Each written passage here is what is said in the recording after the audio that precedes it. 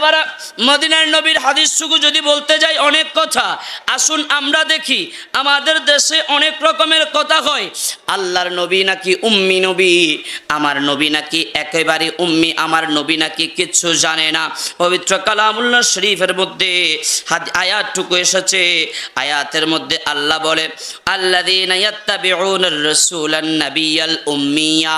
বড় করে বলেন সুবহানাল্লাহ। আল্লাহ বলে, ও জগতের মানুষ, আমি আমার নবীকে সকল সৃষ্টির মূল হিসাবে দুনিয়াতে প্রেরণ করেছি। সুবহানাল্লাহ। আল্লাহ বলেন মূল হিসাবে। আর আমাদের দেশের আশেপাশের ৭২ দলের মধ্যে নবীর হাদিস বলে, ইন্নী বানি ইসরাঈলা তাফাররাকাত আলা সিনতাইনি ওয়া সাবঈনা মিল্লা কুল্লুকুম ফিন্নার ইল্লা মিল্লাতান ওয়াহিদা। বড় করে বলেন সুবহানাল্লাহ।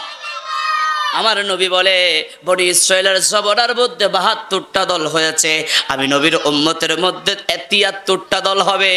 সবগুলা জাহান্নামে যাবে, একটি মাত্র দল জান্নাতে যাবে।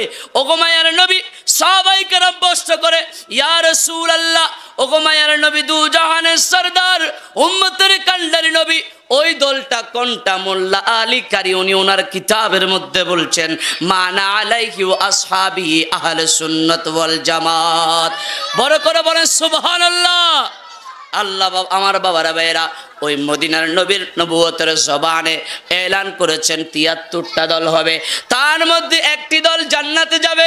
সেই দলটার নাম হলো যারা আহলে সুন্নাত ওয়াল জামাত, তথা মানি যারা গৌসুল আজম মজভান্ডারিওয়ালা, যারা শাহিন শাহ সিরকটওয়ালা, যারা শাহ জালালওয়ালা, যারা শাহ ফরানওয়ালা, যারা মাজারওয়ালা। আল্লাহ বলে, আল্লাহর হাবিব বলে, তাদেরকে নিয়ে আমি জান্নাতে ঢুকবো। আমার বাবারা ভাইয়েরা, আমার নবী, ওরা বলে উম্মি নবী নাকি, আমার নবী নাকি আলিফ কোনটাকে বলে, জিম কোনটাকে বলে, বা কোনটাকে বলে সেটা জানে না। আর আল্লাহ বলে, ও আল্লামাকা মা লাম তাকুন তাআলাম, ও হাবিব, আপনার শিক্ষক অন্য কেউ নয়, আমি রব আপনার শিক্ষক। আল্লাহ বলে, আমি আমার বন্ধুর শিক্ষক। আর মোল্লা বলে, হাবিব নাকি কোনো কিছু জানে না। তার মানে এই মোল্লার আল্লাহ এই মোল্লার ব্যাপারেও কোরআনকে প্রশ্ন করে, ও কোরআন, আমরা সুন্নিরা মদিনার নবী উম্মি মানি, আমরা তাফসীর করি। এই উম্মি শব্দের অর্থ হলো, আমার আল্লাহ বলেছেন সৃষ্টির সকল কিছুর মূল হলো আমার হাবিব। আর তারা তাফসীর করে উম্মি শব্দের অর্থ নিরক্ষর, এরা কিছু জানে না। আমার ভাই বাবারা, আল্লাহ বলে, আমি আমার হাবিবের শিক্ষক। আসুন আমার বাবারা ভাইয়েরা, বলেন তো দেখি, সূরা ফাত, কোরআন শরীফের সর্বপ্রথম সূরার নাম কি? সূরাতুল, এনারা কথা বলে না, সূরাতুল, একটু বড় করে বলতে হবে, সূরাতুল। আচ্ছা, সূরা ফাতিহার নাম বললে কি গুনাহ হবে নি? এ জোরে বলেন, গুনাহ হবে নি? নাকি থানা থেকে পুলিশ আসবে নাকি? একটু আওয়াজ দিয়ে বলেন, সূরা ফাতিহা কোরআন শরীফের কত নম্বর সূরা? ১ নম্বর সূরা। কয় নম্বর বলেন? আমাদের আল্লাহ কয় নম্বর? আমাদের নবী কয় নম্বর? আমরা কয় নম্বর নবীর উম্মত? আমরা জান্নাতে যাব সবার আগে, সেটার নাম্বার হলো ১। আমার বাবারা ভাইয়েরা, বুঝাইতে চাচ্ছিলাম ১ নম্বর নবীর ১ নম্বর উম্মত তাফসীর করছে মদিনার নবী নিরক্ষর, আর আহলে সুন্নাত ওয়াল জামাতরা তাফসীর করে মদিনার নবীর অক্ষরহীন নয়, আমার নবী থেকে গোটা বিশ্ব সৃষ্টি হয়েছে। বড় করে বলে সুবহানাল্লাহ। আপনারা যে মিলাদুন নবী করছেন, সেই আমলগুলা কালকে ফজরের আগে আগে আমার নবীর কদমে ফেরেশতা নিয়ে যাবে।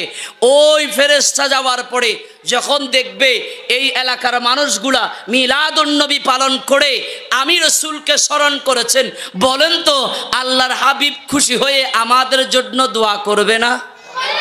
এ জোরে বলেন, করবে না? আমার সাথে একটা হাদিস শরীফ পড়তে পারবেন? বলেন, ক্বালা রাসূলুল্লাহি সাল্লাল্লাহু আলাইহি ওয়াসাল্লাম, ইন্নামা আ'মালুকুম তু'রাদুনা আলাই, বড় করে বলেন সুবহানাল্লাহ। ও জগতের মানুষেরা, আমার নবী বলে নবুয়তের জবানে এলান করেন, ও আল্লাহ, ও আল্লাহ, কাদেরিয়া তৈয়বিয়া আল রেফাই সুন্নিয়া দাখিল মাদ্রাসার ছাত্র ছাত্রীদের পক্ষ থেকে, এলাকাবাসীর পক্ষ থেকে মিলাদুন নবী করছে। এদের আমলগুলা কালকে ফজরের সময় আমি মদিনার নবীর কদমে ফেরেশতা এই আমলগুলা নিয়ে আসবে। বড় করে বলেন সুবহানাল্লাহ। এই উম্মতের আমলগুলা আল্লাহর হাবিবের কদমে নিয়ে আসা হয়। আর আপনি সলিমুল্লাহর আমল নামা যখন আল্লাহর হাবিব খুলবে, তখন আপনার দিকে দেখে, আপনার এই জায়গাটা দেখে আল্লাহর হাবিব খুশি হয়ে যাবে। আমার নবী বলেন, আমি এমন একজন নবী, আমার হাতের তালুর মধ্যে গ্লাস রাখলে গ্লাস কি দূরে দেখা যায় না কাছে দেখা যায়? জোরে বলেন, কাছে না দূরে? কাছে, কাছে দেখা যায়। আল্লাহর হাবিব বলে 18,000 মাখলুকাত, 80,000 আলমকে আমি মদিনার নবীর হাতের তালুর মধ্যে সরিষা দানার মতো দেখতে পাই। আর গৌসে পাক বলেছেন কি জানেন? নাযারতু ইলা বিলাদিল্লাহি জামান কাগারাদালাতিল আলা হুকমি ইত্তিসালি, আমিও সরিষা দানার মতো গোটা পৃথিবীকে দেখতে পাই। বড় করে বলেন সুবহানাল্লাহ।